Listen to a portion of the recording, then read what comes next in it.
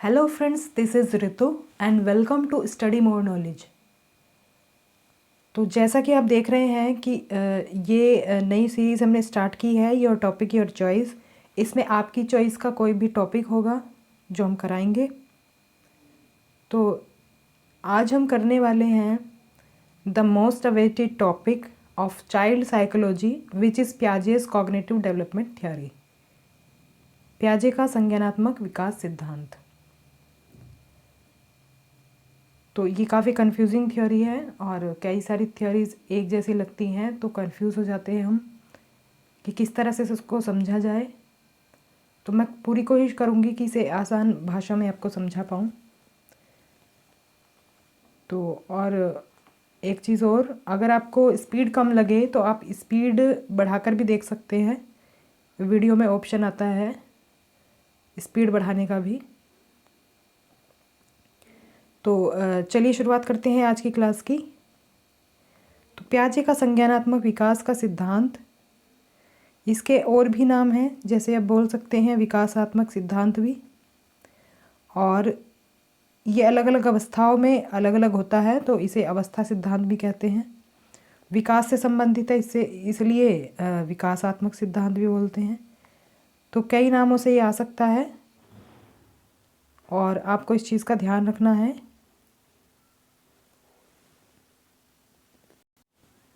तो आगे बढ़ते हैं।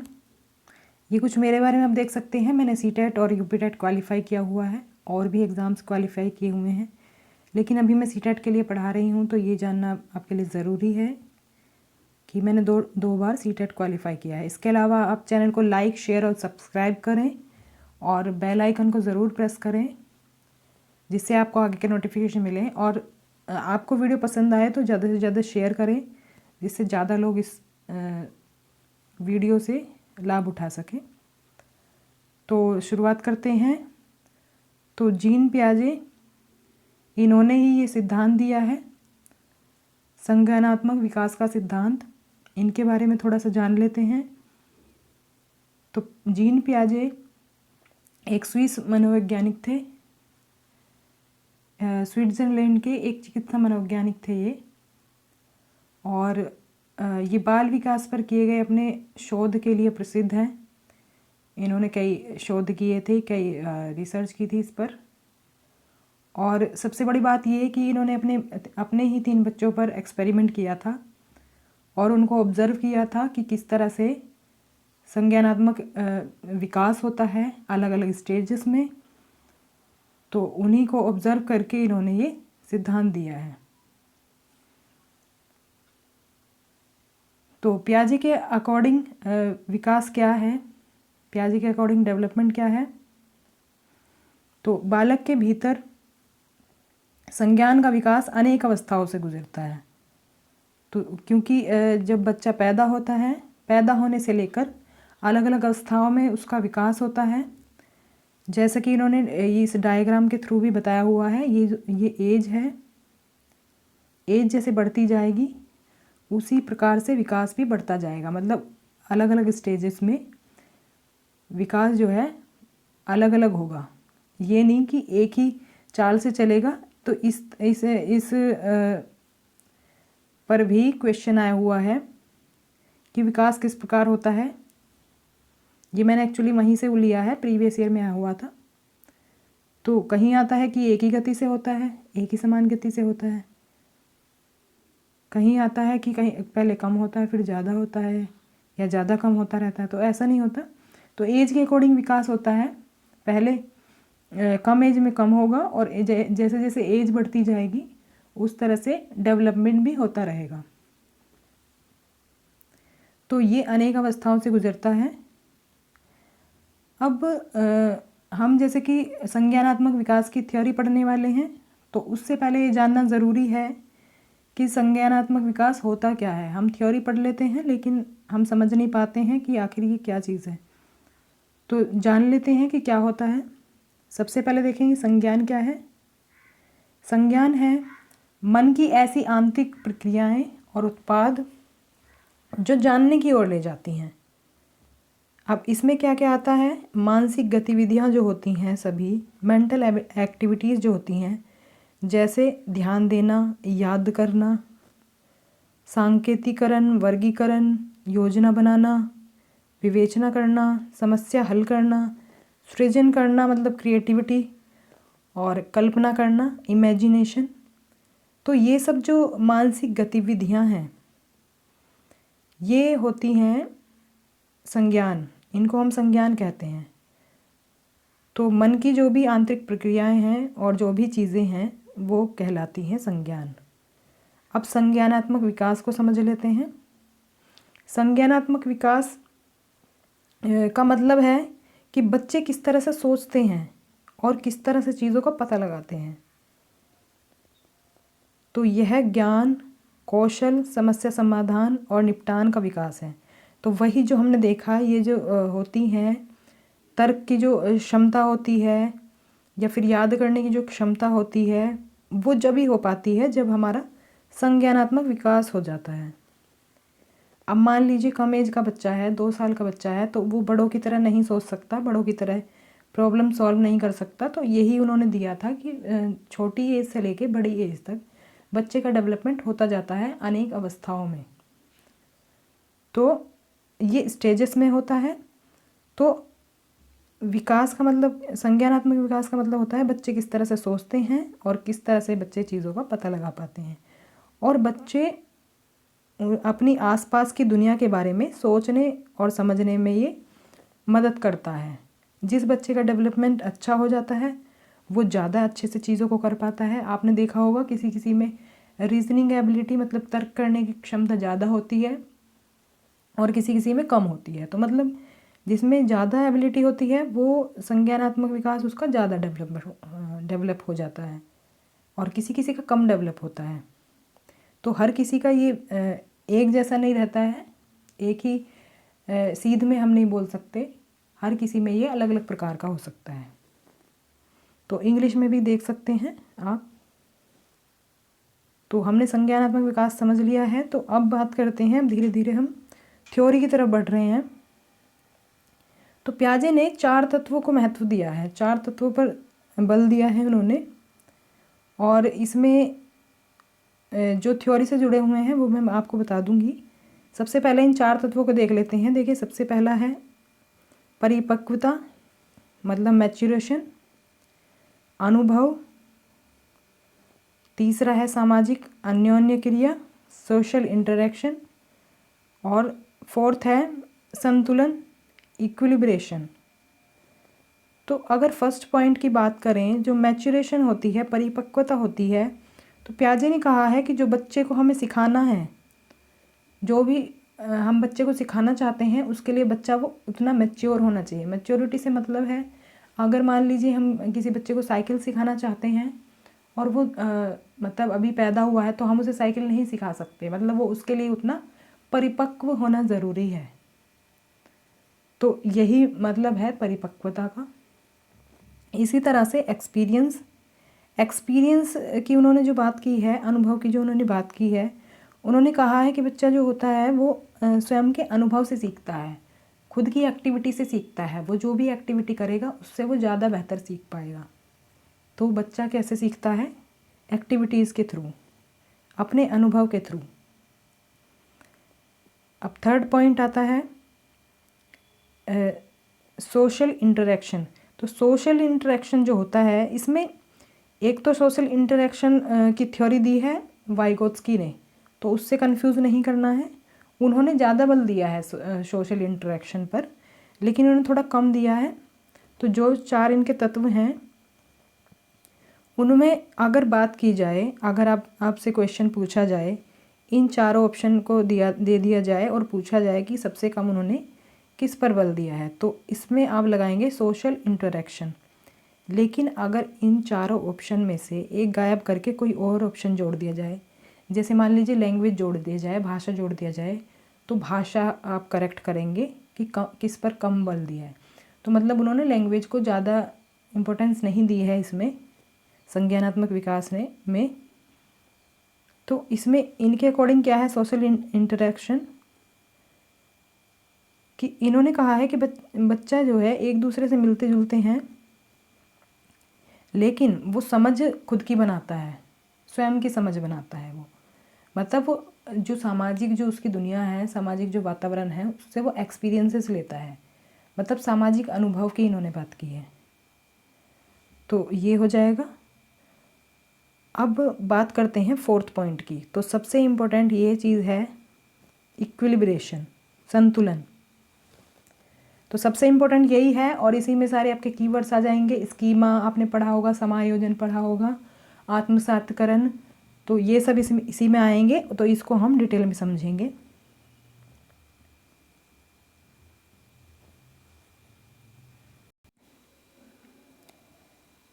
तो क्या है संतुलन, चलो मैं यहाँ पर समझा देती हूँ आपको। संतुलन है कि जब हमें कोई कन्फ्यूज़न होता है तो उससे हम क्लैरिटी की तरफ जाते हैं।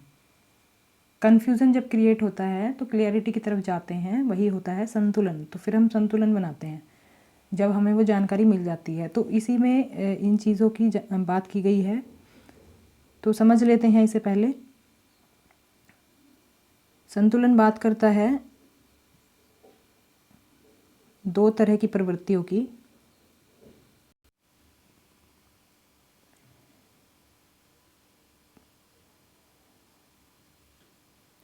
तो अगर हम बात करें संतुलन मतलब इक्विलिब्रेशन की, मैं हिंदी इंग्लिश दोनों में आपको आगे दिखा दूंगी। संतुलन, इक्विलिब्रेशन, तो अभी मैं शॉर्ट में लिख लेती हूँ यहाँ पर। तो अगर संतुलन की बात करें तो ये दो प्रवृत्तियों की बात करता है। एक तो होता है एसिमिलेशन मतलब आत्मसातकरण, आत्मसात शॉर्ट में लिख लेते हैं। और एक होता है, सॉरी इसमें आएगा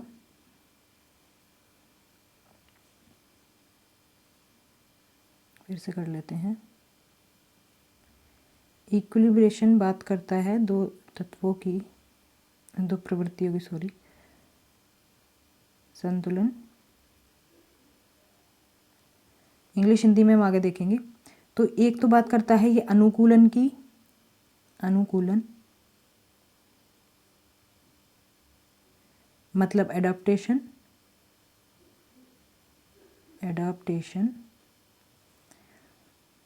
और एक बात करता है ये ऑर्गेनाइजेशन की, मतलब संगठन की।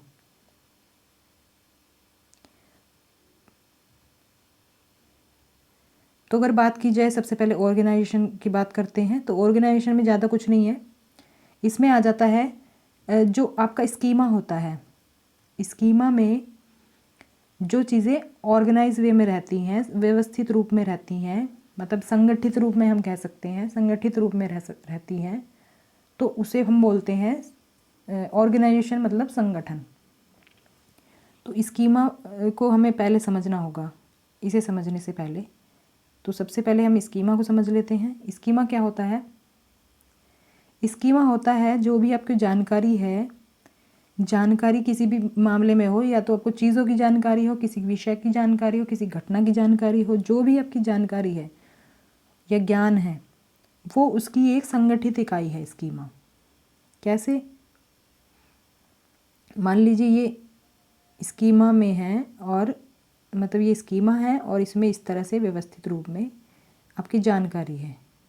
तो कोई भी आपकी जानकारी है, कोई वस्तु की बात करें, कोई घटना है आपकी, कोई स्कूल की घटना है, ये हो गई, कोई वस्तु है, किसी की आपको जानकारी है, कोई पहचान है, इमेज बनी हुई है किसी चीज़ की, वो ये है। मतलब अलग अलग तरह से ये स्कीमा में स्टोर रहती हैं आपकी जानकारियाँ। जैसा कि आप इस डायग्राम में देखें तो कुछ इस तरह से ही डायग्राम आप में आपके थ्रू आप समझ सकते हैं।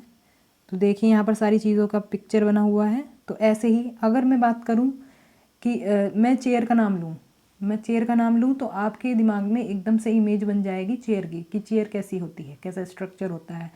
तो यही होता है, यही सब स्टोर रहता है स्कीमा में। स्कीमा में ये सब चीज़ें हमारी संगठित रूप में रहती हैं और एक क्लियर इमेज बनी रहती है कि आप चेयर को टेबल से कन्फ्यूज़ नहीं करेंगे, वो बिल्कुल अलग इमेज बनी हुई है आपकी चेयर की। ऐसे ही कोई घटना है, कोई स्कूल में आपकी घटना हुई होगी या कहीं भी आप गए हैं, वो घटना हुई होगी, तो वो भी आपके दिमाग में स्टोर है। मतलब वो आपके स्कीमा में स्टोर है और बिल्कुल क्लियर है, वो उससे उसे भी आप कंफ्यूज नहीं करें। तो इसी तरह से हमारे दिमाग में स्कीमा में ये स्कीमा बना रहता है अलग अलग चीज़ों का। तो ये एक तरह से ज्ञान की एक इकाई है, ज्ञान की एक संगठित इकाई है और यह पिछले अनुभव पर आधारित है। तो पिछले अनुभव पर कैसे? तो क्योंकि आपको जानकारी मिली होगी कहीं से भी, तो आपकी वो जानकारी इसमें स्टोर हो गई, तो ये कहलाता है पिछला अनुभव। और ऐसे ही वर्तमान समझ या कार्रवाई को निर्देशित करने के लिए इसका उपयोग किया जाता है। मतलब पिछले अनुभव पर आधारित है, लेकिन आज अगर हम कोई चीज़ करें तो आज वो हमारी काम आएगी। आपसे कोई चेयर मांगे कि हाँ आप चेयर दे दीजिए बैठने के लिए, तो आपको वो पता होगा, पहले से अनुभव है आपको चेयर किसे कहते हैं, तो आप चेयर उठा लाएंगे। आप चेयर के बदले टेबल नहीं उठा कर लाएंगे। तो इसीलिए इसको हम बोल सकते हैं कि स्कीमा में हमारे ये जानकारियाँ सब स्टोर रहती हैं। एक तरह से ये इकाई है सारी चीज़ों की, जो भी हमें नॉलेज होती है। तो स्कीमा समझ लिया है आपने, तो एक बार फिर से हम इसे समझ लेते हैं। तो इसमें संगठन में यही आता है, इसमें स्कीमा ही आता है इसमें।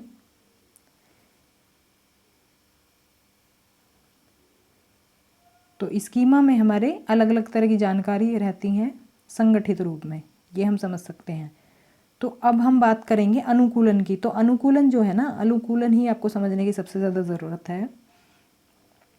अनुकूलन का मतलब होता है अपने जो भी आसपास का वातावरण है उसके अकॉर्डिंग आपका एडजस्टमेंट, कि भाई आसपास का कैसा वातावरण है, जो भी माहौल है उसके अकॉर्डिंग जो भी आपका एडजस्टमेंट होता है, वो चीज़ों को लेकर हो या किसी घटनाओं को लेकर हो, तो वो सब अनुकूलन में के अंदर ही आता है।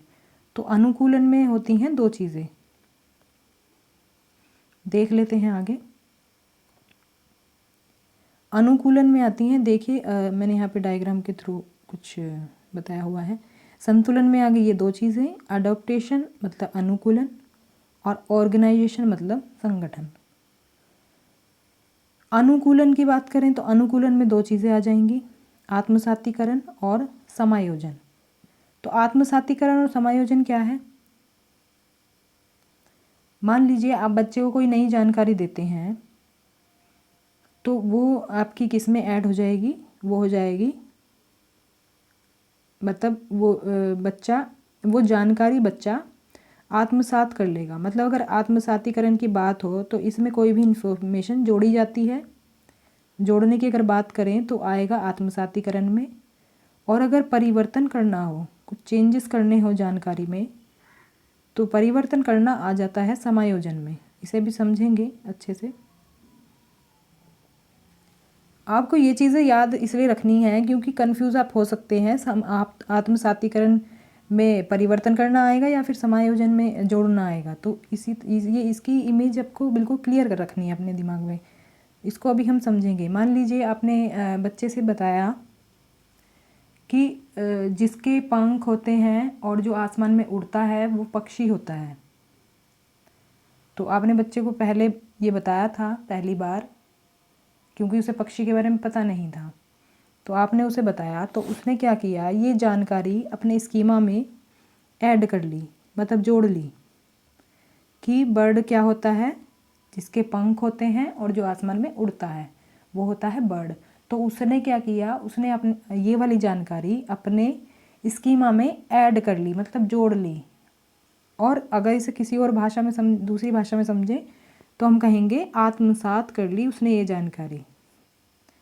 आत्मसात करना मतलब ये समझ लो एक तरह से घोल के वो पी गया। अब उसे वो जानकारी रट गई अच्छे से, अब उसे याद रहेगा वो। तो ये होता है आत्मसातीकरण, जो बिल्कुल अच्छे से हमें याद हो गया। अब हम भूलेंगे नहीं कि बर्ड क्या होता है। तो ये होता है स्कीमा में जोड़ना। तो वो जो मैंने बताया था आपको, स्कीमा में हमारी सब जानकारी स्टोर रहती हैं, तो वो अब इसमें एक जानकारी और जुड़ गई कि बर्ड कैसा होता है, तो जुड़ गई जानकारी। अब क्या होगा, अब नेक्स्ट टाइम बच्चा क्या करेगा, बच्चा देखेगा एरोप्लेन को,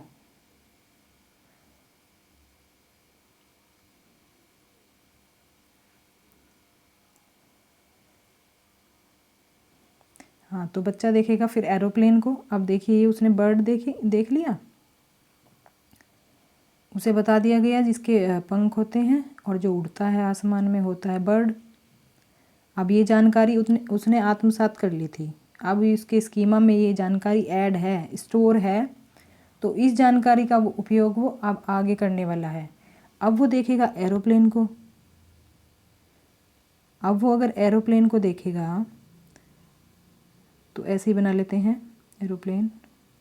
अब वो एरोप्लेन को देखेगा तो वो क्या करेगा, इनको तो पंख समझ लेगा, वो इधर जो बने होते हैं उसकी स्ट्रक्चर बना होता है इधर, और वो उड़ भी रहा है तो वो क्या करेगा, उसे लगेगा ये बर्ड है, क्योंकि पिछले अनुभव पर आधारित है।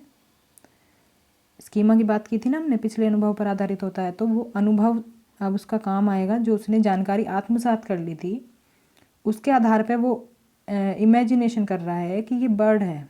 इमेजिनेशन भी नहीं कर रहा, वो कहता है, मतलब बोलता है वो कि ये बर्ड है, जैसे ही एक एरोप्लेन गुजरता है पास से। अब क्या होगा, मतलब वो कंफ्यूज हो गया है, ठीक है। तो अब क्या होगा कि जो भी उसके पास कोई उसके पेरेंट्स वगैरह जो भी होंगे वो उसे बताएंगे कि नहीं ये बर्ड नहीं है, ये है एरोप्लेन। और एरोप्लेन की उसे बताएंगे उसकी मतलब जो भी उसकी जो स्ट्रक्चर होता है उसके बारे में बताएंगे और उसकी इमेज क्लियर करेंगे उसके दिमाग में। तो वो क्या करेगा, पहले जो ये मिक्स हो गए थे उसके दिमाग में, ये हो गए थे मिक्स, इन दोनों को वो एक ही समझ रहा था। अब क्या होगा, अब जैसे वो क्लियरिटी आ गई तो ये अब इसकी इन दोनों की इमेज उसके दिमाग में अलग अलग बन गई। तो अब उसने क्या किया, उसने इस इंफॉर्मेशन में परिवर्तन कर लिया, परिवर्तन। तो इस चीज़ को हम क्या बोलते हैं, समायोजन, मतलब एकोमोडेशन बोलते हैं हम इसे। तो नई जानकारी जो उसने जोड़ी उसे बोला जाएगा आत्मसातीकरण, जोड़ना। परिवर्तन करना पूछे तो वो होगा समायोजन। समायोजन एक तरह से आप एडजस्टमेंट समझ सकते हैं, जैसे हम किसी चीज़ को एडजस्ट करते हैं। भाई कोई नया मेंबर आ गया तो उसको हमने अपने साथ एडजस्ट कर लिया, इस तरह से आप कह सकते हैं। तो अब उसने भी नई जानकारी आई तो उसने उस जानकारी को अपने मतलब एडजस्ट कर लिया, समायोजन कर लिया।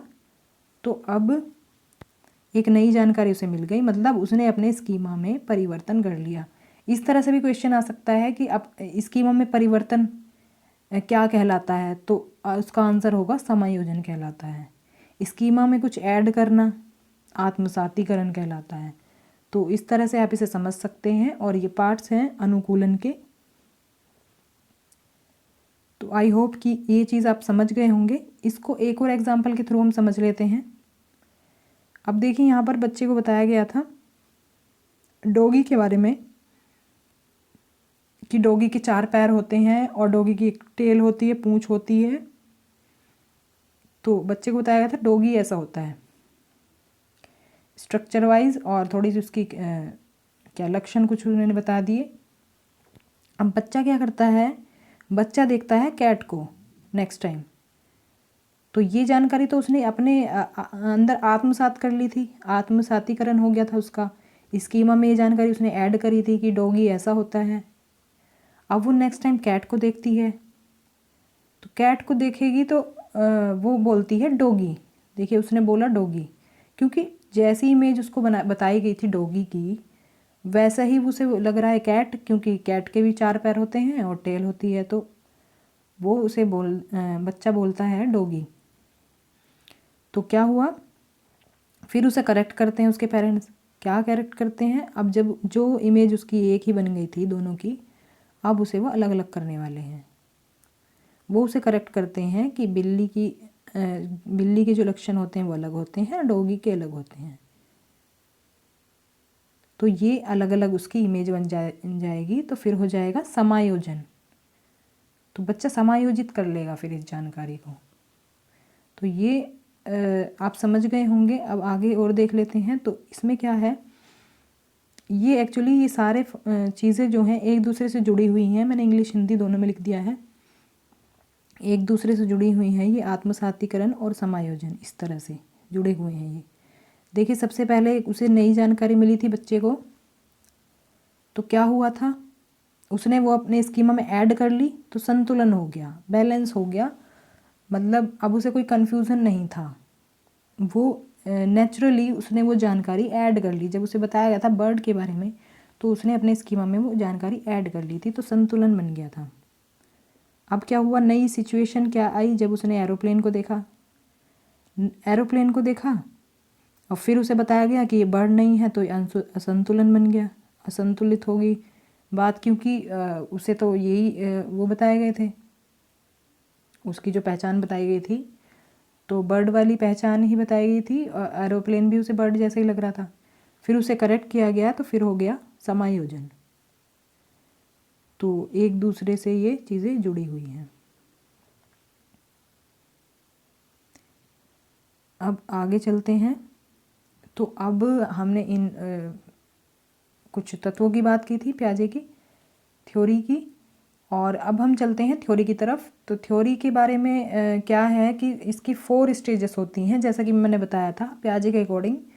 जो संज्ञानात्मक विकास होता है, जो मानसिक विकास होता है, वो होता है स्टेजेस में, क्योंकि वो एकदम से नहीं हो जाता है,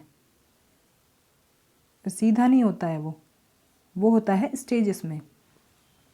तो हम बारी बारी स्टेजेस पढ़ेंगे। तो स्टेजेस हैं इसकी, पहली है संवेदिक पेशीय या इंद्रिय गामक अवस्था। ये होती है जन्म से 2 वर्ष तक।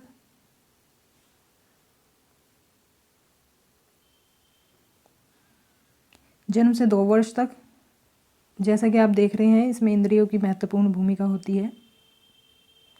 सेकंड होती है पूर्व संक्रियात्मक अवस्था, मतलब प्री ऑपरेशनल स्टेज, 2 से 7 वर्ष तक होती है ये। और फिर है मूर्त संक्रियात्मक अवस्था, मतलब कॉन्क्रीट ऑपरेशनल स्टेज, 7 से 11 वर्ष। फिर है अमूर्त या औपचारिक संक्रियात्मक अवस्था, मतलब फॉर्मल ऑपरेशनल स्टेज, इसको 11 भी बोल देते हैं, और कुछ कहते हैं 12 से ऊपर की जो भी एज होती है उसमें आ जाएगी ये फॉर्मल ऑपरेशनल स्टेज। तो सबसे पहले देख लेते हैं फर्स्ट स्टेज को।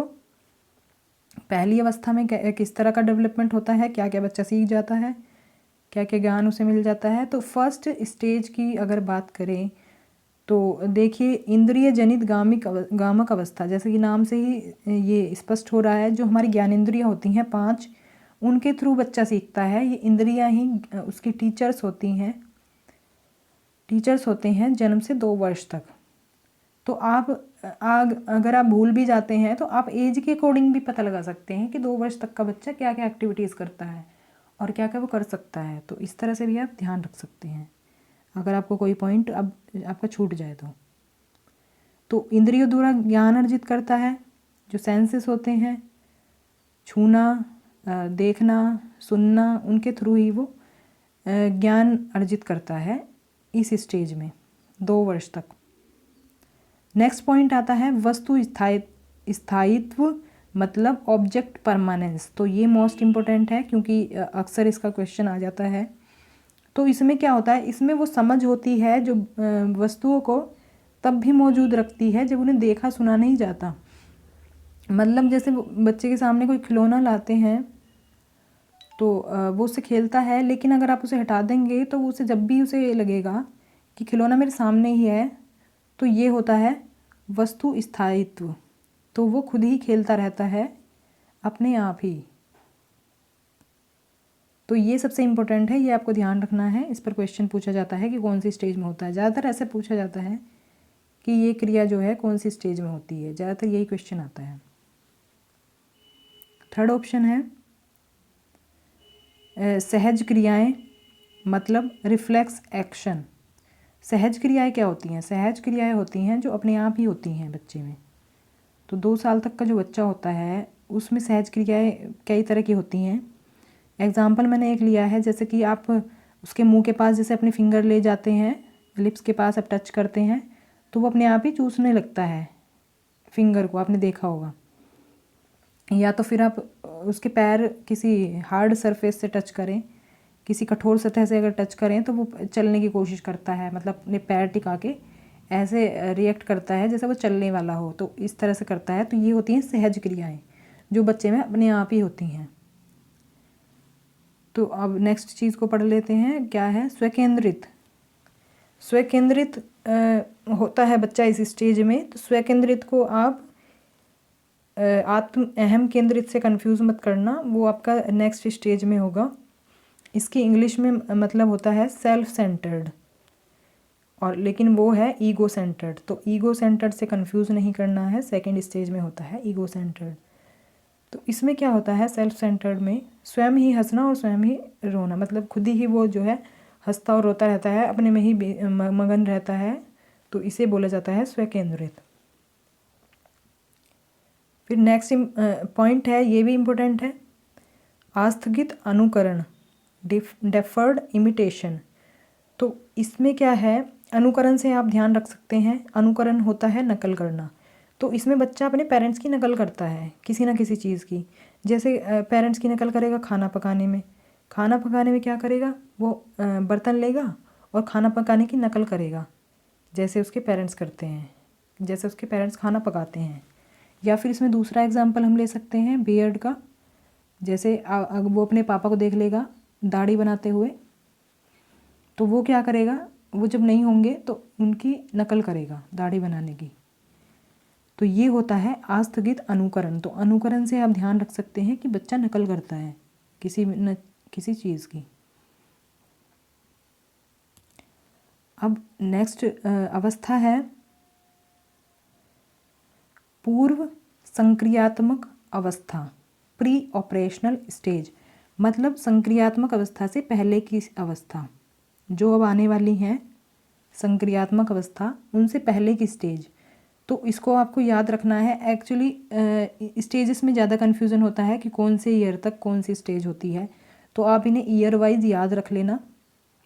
और अगर आपको काम देखने हैं कि कौन सी चीज़ बच्चा सीख जाता है इस उम्र में, तो आप उम्र के अकॉर्डिंग इमेजिन कर सकते हैं। आपके आसपास कोई बच्चा हो तो उस तरह से, मतलब ये 100% तो काम नहीं करेगा, बट हाँ कुछ हद तक काम करेगा। छोटे बच्चे का आप एग्ज़ाम्पल याद रख सकते हैं 0 से 2 ईयर वाला, उसमें तो डेफिनेटली काम करेगा। तो इसमें क्या है, इस अवस्था में बालक दूसरों के संपर्क से ज्ञान अर्जित करता है। जैसे 2 साल तक वो सेल्फ सेंटर्ड था, खुद में ही मगन रहता था, अब इस स्टेज में ऐसा नहीं है, वो दूसरों के संपर्क में आना शुरू करता है और दूसरों से ही वो ज्ञान अर्जित करना शुरू करता है। अपरिवर्तनशीलता, अपरिवर्तनशीलता क्या है, इरिवर्सिबिलिटी। इरिवर्सिबिलिटी मतलब जैसे बर्फ़ से जो हम पानी बना सकते हैं और पानी से जो बर्फ़ बन जाता है, इस तरह के तर्क नहीं समझ पाता है वो। अब जैसे है जो हम बड़े हैं, हम तो समझते हैं कि जो पानी से ही बर्फ़ बनती है और बर्फ़ से ही वापस पानी बनाया जा सकता है। तो ये तर्क वो बच्चा नहीं समझ पाता है, 2 से 7 साल तक का बच्चा। इसके बाद आता है अहम केंद्रित। तो ये भी इम्पोर्टेंट पॉइंट है इस स्टेज का, ये भी आता है क्वेश्चन में। तो ईगोसेंट्रिक का मतलब स्वार्थी होना नहीं है। इसमें ईगोसेंट्रिक का मतलब है किसी और के पॉइंट ऑफ व्यू से वो नहीं सोच पाता है, उसकी अपनी ही समझ होती है कुछ, वो किसी और के नज़रिए से चीज़ों को नहीं देख पाता है। तो इसमें ईगोसेंट्रिक का मतलब ये होगा। नेक्स्ट ऑप्शन है जीवात्मवाद, मतलब एनिमिज्म। एनिमिज्म क्या होता है कि वो निर्जीव चीज़ों को भी सजीव समझता है। जैसे मान लीजिए वो गिर जाता है, आपने देखा होगा बच्चों को कहते हैं जैसे चींटी मर गई, या फिर ज़मीन को वो समझता है। तो हम क्या करेंगे, हम अगर ज़मीन की पिटाई कर दें तो उसे थोड़ी संतुष्टि मिल जाती है, उसको लगता है कि उसमें भी जीवन है और उसको दर्द हुआ तो इसलिए उसे खुशी मिलती है। तो अगर हम उसके सामने ये प्रेजेंट करें कि हमने उसकी पिटाई कर दी है, तो वो एकदम चुप हो जाएगा और संतुष्ट हो जाएगा। तो वो निर्जीव चीज़ों को भी सजीव समझता है इस स्टेज में। अब इसमें और क्या होगा, बालक छोटी छोटी गणनाओं जैसे जोड़ घटाव आदि सीख लेता है और संख्याओं को प्रयोग करने लगता है। तो छोटी मोटी कैलकुलेशन सीख लेता है बच्चा, और इस स्टेज के लास्ट तक वो स्कूल भी जाने लगता है पहले तो ज़्यादा एज में स्कूल जाते थे, लेकिन अब तो कम एज में ही बच्चे स्कूल जाने लगते हैं। तो ये हो गई सेकंड स्टेज। अब बात करते हैं नेक्स्ट स्टेज की। ये जो पॉइंट्स हैं आप स्टेज वाइज थोड़ा ध्यान रखेंगे। थर्ड स्टेज है मूर्त संक्रियात्मक अवस्था, कॉन्क्रीट ऑपरेशनल स्टेज। मूर्त मतलब आप मूर्ति के तौर पर समझ सकते हैं, मूर्त को आप मूर्ति के तौर पर याद रख सकते हैं। जैसे हम मूर्ति को टच कर सकते हैं, तो ऐसे ही होगा मूर्त। मूर्त चीज़ें वो होती हैं जिनको हम टच कर सकते हैं। तो ये स्टेज होती है 7 से 11 साल तक, 7 ईयर से 11 ईयर्स तक। फर्स्ट पॉइंट है इसमें, मूर्त वस्तुओं के संबंध में तर्क की शुरुआत हो जाती है। मतलब जो मूर्त चीज़ें होती हैं जिनको वो टच कर सकता है, उसमें वो लॉजिक लगाना शुरू कर देता है। लॉजिक कैसे लगाना? मान लीजिए उसका कोई खिलौना टूट गया या कोई पार्ट उसका अलग हो गया, तो वो उसे जोड़ सकता है वापस। तो जोड़ना और तोड़ना वो सीख जाता है, लॉजिक लगाना सीख जाता है चीज़ों मूर्त वस्तुओं के संबंध में। अभी उसमें वो क्या बोलते हैं उसको, अमूर्त चीज़ों के संबंध में तर्क लगाने की शुरुआत नहीं हुई है। मतलब उसके संबंध में वो लॉजिक नहीं लगाता, जो विचारों में जो होती हैं चीज़ें। अभी सिर्फ वो चीज़ जो सामने चीज़ है उसमें ही लॉजिक लगाना शुरू करता है। तो नेक्स्ट पॉइंट है परिवर्तनशीलता। अब इसमें ये गुण आ जाता है, कौन सा? रिवर्सिबिलिटी का, मतलब पलटावी गुण। पलटावी गुण कौन सा होता है कि किस चीज़ से क्या चीज़ बनाई जा सकती है। अभी जो हमने एग्जाम्पल देखा था बर्फ़ वाला, बर्फ़ से पानी और पानी से बर्फ़ बनता है, ये वाला लॉजिक यही है। उसमें लास्ट वाले स्टेज में नहीं लगा पाता था वो ये लॉजिक, लेकिन इस वाले स्टेज में लगाएगा। इसका दूसरा एग्जाम्पल भी है, जैसे गुथे हुए आटे से हम लोई बनाते हैं, तो लोई जो बनाते हैं, सॉरी मैंने गलत लिख दिया इसमें, लोई से हम रोटी बनाते हैं और रोटी से वापस लोई बनाई जा सकती है। तो ये होता है पलटावी गुण। तो ये वाला बड़े समझ लेते हैं इस लॉजिक को, तो बच्चा 7 साल से 11 वर्ष तक इस लॉजिक को समझने लगता है। मतलब ये गुण कहलाता है रिवर्सिबिलिटी, मतलब परिवर्तनशीलता का। इसी में हमने एग्जाम्पल वो बर्फ़ वाला देखा था कि बर्फ़ से ही पानी बनता है और पानी से वापस बर्फ़ बना सकते हैं। तो ये होता है रिवर्सिबिलिटी का गुण। तो ये बच्चे में इस स्टेज में आ जाता है। नेक्स्ट पॉइंट है विकेंद्रीकरण, डिसेंट्रेशन। तो इसको आप उस तरह से समझ सकते हैं, ये केंद्रीकरण का आपका अपोजिट कह सकते हैं इसे आप। केंद्रीकरण होता है एक ही पक्ष को समझना, और विकेंद्रीकरण होता है, मतलब डिसेंट्रेशन होता है एक से अधिक पक्षों को समझना। एक से अधिक पक्षों को कैसे समझेगा? जैसे आपने मान लीजिए दो चॉकलेट दी, मतलब 2 चॉकलेट हैं आपके हाथ में और बिल्कुल सेम साइज़ की हैं, वो सेम साइज़ की और सेम कलर की हैं। कलर को छोड़ दीजिए, साइज़ ही हम कहते हैं, क्योंकि बच्चे जब छोटा या बड़ा साइज़ देखकर चीज़ों को लेते हैं, खाने की जो चीज़ें होती हैं। तो मान लीजिए सेम साइज़ की हैं, तो अब बच्चा क्या करेगा, इसमें जो ज़्यादा अच्छे फ्लेवर की होगी, जो ज़्यादा टेस्टी होगी, उसको वो पसंद करेगा। मतलब उसमें डिसेंट्रेशन का गुण आ गया है। पहले तो वो कोई भी चॉकलेट चूज़ कर लेता था, लेकिन अब जो ज़्यादा अच्छी होगी, ज़्यादा अच्छे फ्लेवर की होगी, वो उसे चूज़ करेगा। तो मतलब ये वो लॉजिक लगाने लगता है इसमें, मतलब विकेंद्रीकरण की उसमें क्षमता डेवलप हो जाती है। मतलब एक से अधिक पक्षों को समझने लगता है वो, इसी को बोलेंगे हम।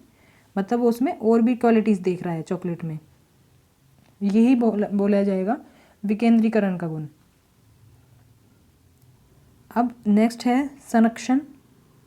तो संरक्षण यानी कंजर्वेशन, इसके बारे में भी आपने सुना होगा, ये बहुत इंपॉर्टेंट है, इसके बारे में भी क्वेश्चन आता है। संरक्षण का सबसे फेमस जो एग्जाम्पल है इसमें वो है ग्लास जूस एक्सपेरिमेंट। तो ग्लास जूस में क्या होता है कि अलग अलग गिलास रखे हैं बच्चे के सामने।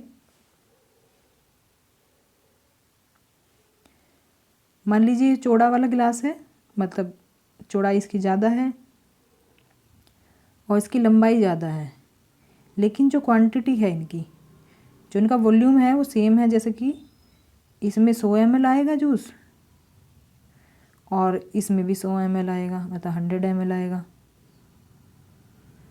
तो दोनों में 100 ml आएगा।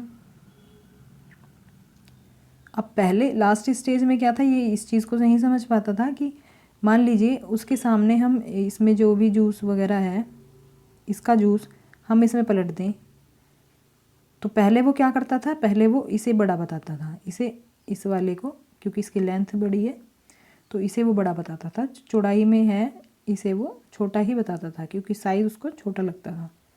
लेकिन इस वाले स्टेज में क्या है, उसमें ये समझ डेवलप हो जाती है कि आकार और प्रकार बदलने पर मात्रा सेम रहती है। मान लीजिए 100 ml वाला है ये, तो इसको अगर हम इसमें पलट देंगे जूस को, तो ये जो मात्रा है ये बिल्कुल सेम रहेगी इसमें भी। अब ये वाली क्वालिटी उसमें डेवलप हो चुकी है, तो ये कहा जाता है कंजर्वेशन का गुण, संरक्षण का गुण कहा जाता है ये। तो ये एबिलिटी भी आ जाती है इसमें, इस वाले स्टेज में। अब अगर बात की जाए नेक्स्ट पॉइंट की, नेक्स्ट पॉइंट है वर्गीकरण। अब वर्गीकरण क्या है, वर्गीकरण होता है कि वो चीज़ों का वर्गीकरण करने लगता है रंगी या आकार के आधार पर। मान लो कोई चीज़ है रेड कलर की, येलो कलर की, ग्रीन कलर की, तो उन चीज़ों को वो अलग अलग कर पाएगा रंग के आधार पर, या फिर शेप के आधार पर कर पाएगा। जैसे ट्रायंगल चीज़ों को अलग, ट्रायंगल शेप की चीज़ें अलग और रेक्टेंगल शेप की अलग, इस तरह से वो वर्गीकरण करने लगता है, क्लासिफिकेशन करने लगता है इस स्टेज में। अब नेक्स्ट पॉइंट है क्रमबद्धता। क्रमबद्धता, सीरिएशन, सीरिएशन बोलेंगे इंग्लिश में। क्रमबद्धता क्या होता है, जैसे वो संख्याओं को अवरोही और आरोही क्रम में लगाने लगता है, मतलब घटते और बढ़ते क्रम में लगाने लगता है, तो ये एबिलिटी उसमें आ जाती है। जैसे हम 5 तक की अगर गिनती को ले लें, काउंटिंग को ले लें, तो 1 2 3 4 5, तो ये हो गया आरोही क्रम। और अगर 5 4 3 2 1 से लगाएं तो ये हो गया अवरोही क्रम। तो ये एबिलिटी भी उसमें डेवलप हो जाती है इस स्टेज में। तो ये सब क्वालिटी, सब ये सब पॉइंट्स आपको याद रखने हैं।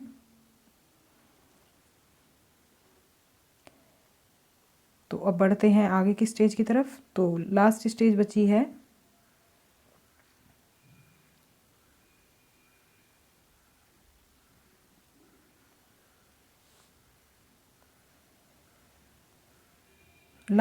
बचती है अमूर्त या औपचारिक संक्रियात्मक अवस्था।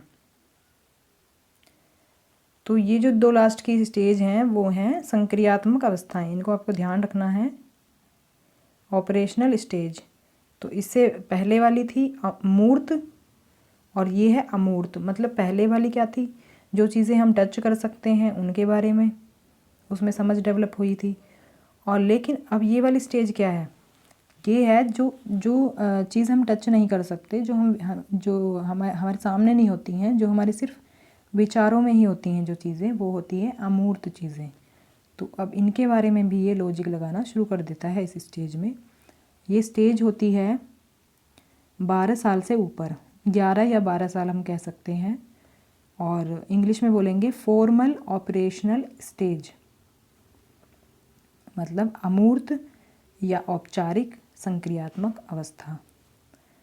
अब इसमें क्या क्या समझ डेवलप हो जाती है, ये हो जाता है, एक तो हो जाता है तार्किक चिंतन, लॉजिकल थिंकिंग डेवलप हो जाती है, लॉजिक लगाने लगता है जो चीज़ें उसके सामने नहीं हैं उनमें भी। लास्ट वाली स्टेज में सामने जो चीज़ें हैं, जो वस्तुएं हैं, उनके बारे में ही वो लॉजिक लगा सकता था। लेकिन इसमें जो चीज़ें सामने नहीं है, रीजनिंग जिसे हम बोल सकते हैं, जैसे रीजनिंग करने को देती जाए तो उसमें वो लॉजिक लगा लेगा।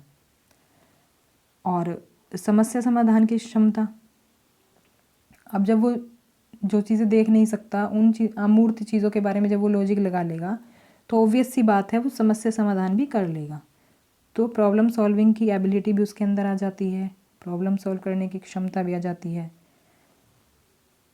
और है अमूर्त चिंतन, मतलब एब्स्ट्रैक्ट थिंकिंग, जिसकी हमने अभी बात की थी। जो चीज़ें विचारों में है वो थिंकिंग वो करने लगता है, मतलब उन चीज़ों को के बारे में सोचने लगता है जो उसके सामने नहीं है।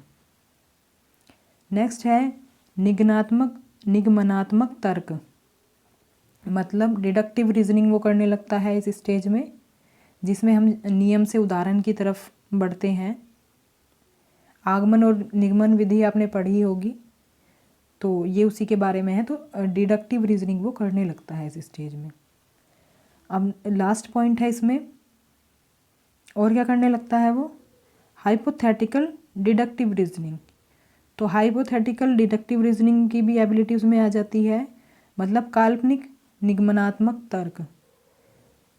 हाइपोथेटिकल डिडक्टिव रीजनिंग का मतलब क्या है, ये होता है किसी चीज़ का अनुमान लगाना पहले से ही, जो चीज़ हुई नहीं है अभी उसका पहले से ही अनुमान लगाने लेना कि ये ऐसी होने वाली है।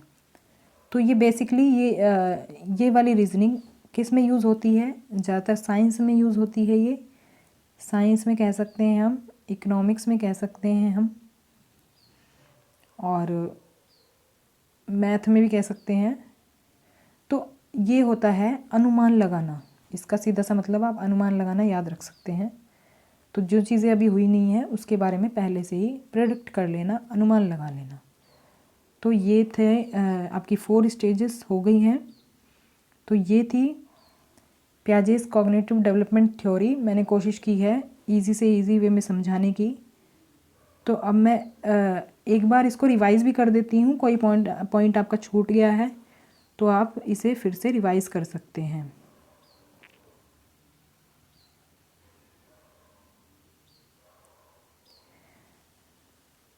तो पियाजे के बारे में हमने जाना था, ये स्विस मनोवैज्ञानिक थे और इन्होंने अपने ही 3 बच्चों पर एक्सपेरिमेंट किया था। इसका ये वाली जो थ्योरी इन्होंने डेवलप की तो अपने बच्चों पर ही एक्सपेरिमेंट करके, अपने बच्चों को ही ऑब्जर्व करके इन्होंने ये थ्योरी बनाई।